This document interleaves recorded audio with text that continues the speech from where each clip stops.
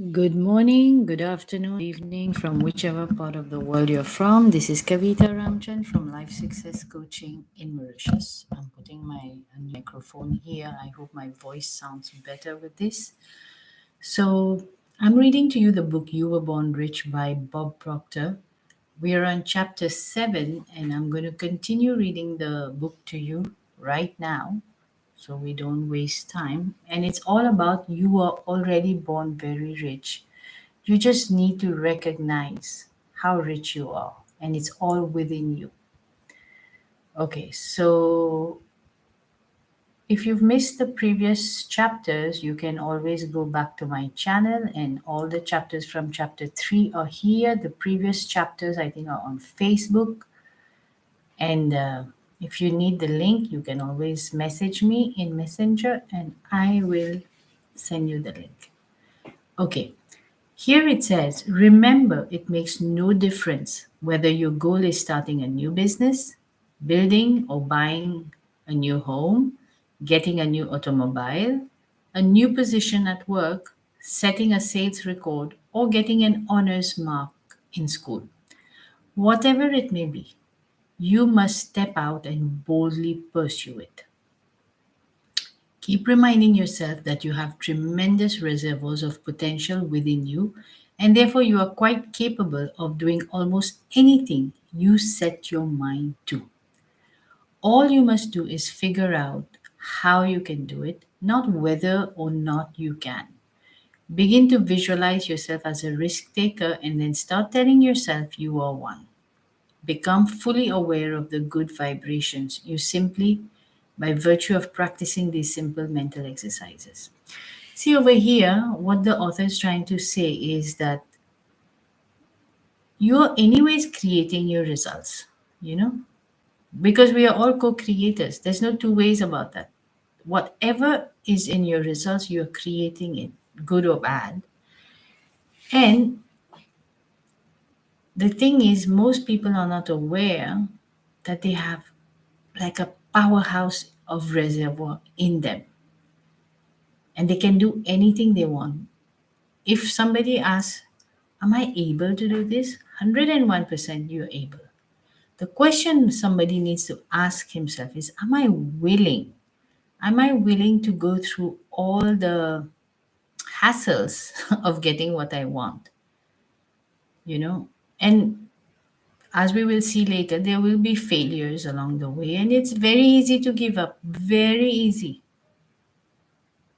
That's why it's very important that you want to go towards something, that you want to become somebody that really holds dear to your heart.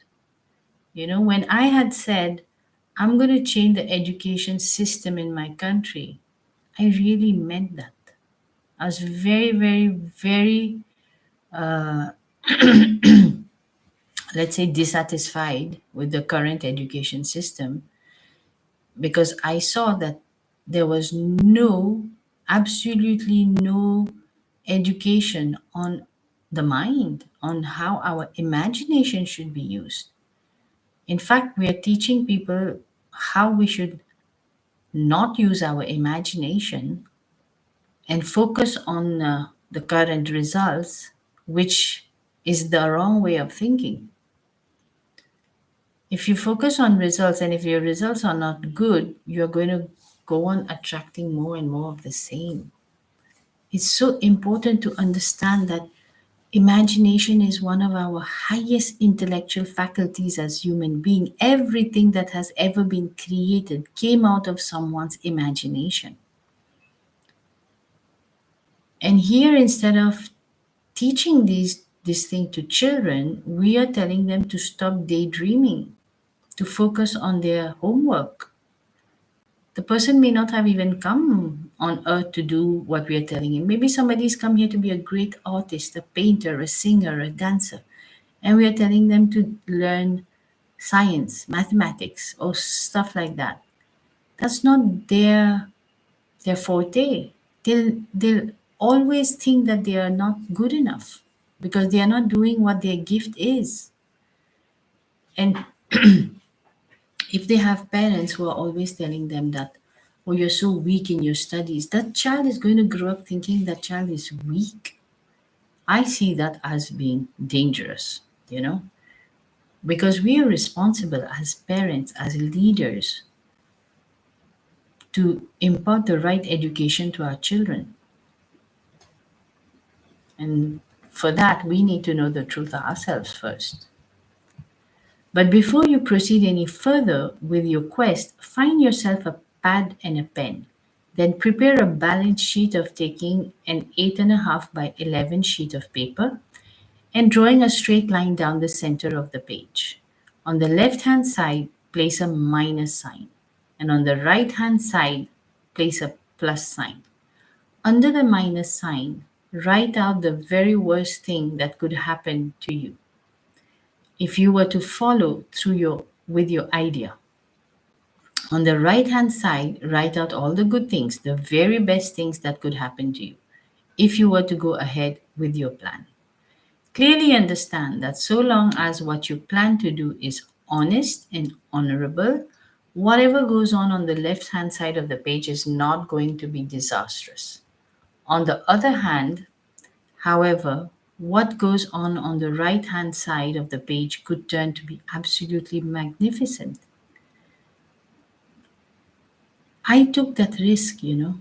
When I was at rock bottom, I literally took a risk by taking a leap of faith to come out of where I was.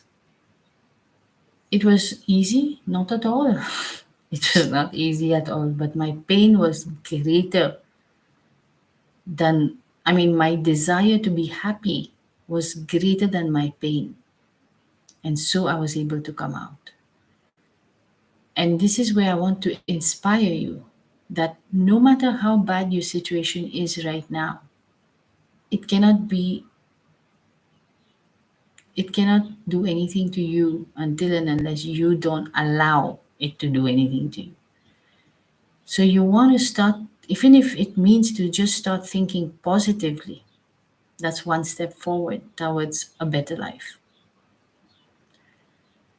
Because, we say we have faith in God. So if we believe that, then no matter what our situation is, we should know that there's a power greater than us that can help us come out of that situation. And if you have that kind of faith, then you can be relaxed. You know you're going to make it because that power is with you. Therefore, by creating the balance sheet in this manner, you are demonstrating to yourself for your own edification the fact that you actually have nothing to lose. It has already been brought to your attention numerous times in this book that simply missing the mark does not make you a failure. It only means that your plan did not work out as you had anticipated. So even if you should lose everything you own, you still retain the capacity to bounce back, to try once again. Most people give up when they're just 3 feet from gold. Imagine. We should always persevere. Failure doesn't make you a failure. You know how many times I failed in my life? It was not easy to fail, but I always knew that I gave it my best and I could not have given anything that I was doing better than that. So I took failure in my stride many times. I didn't feel, yeah, it does feel bad a bit, but you bounce back. You always bounce back. If you have a positive attitude, you will always bounce back. For several years now, I have been in the habit of reading biographies and autobiographies of men and women who have truly accomplished something of significance in their lifetime. I have found, moreover, that almost without exception, these individuals had fallen short of their goals on numerous occasions, but that never deterred them. Indeed, I myself have experienced failure to hit the mark on a number of occasions, and I will readily admit it hurts a little, and it even causes a certain amount of embarrassment.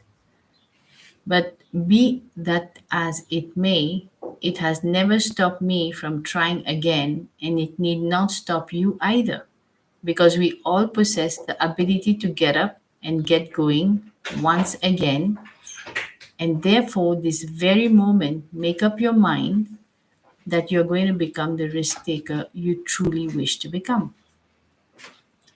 We are born risk takers, guys. When the moment we are little kids, we are trying everything. We were not scared. We fell down so many times. We were not embarrassed. If somebody falls and is embarrassed, it's probably because that's how the parents made them feel when they fell. But when we were babies, our parents never made us feel bad.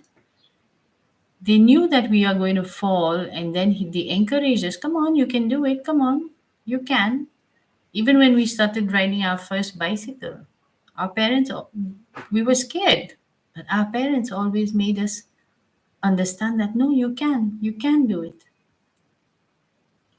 So you want to become that risk taker again in your life today, having that kind of faith that failure doesn't make you a failure, success doesn't make you a success.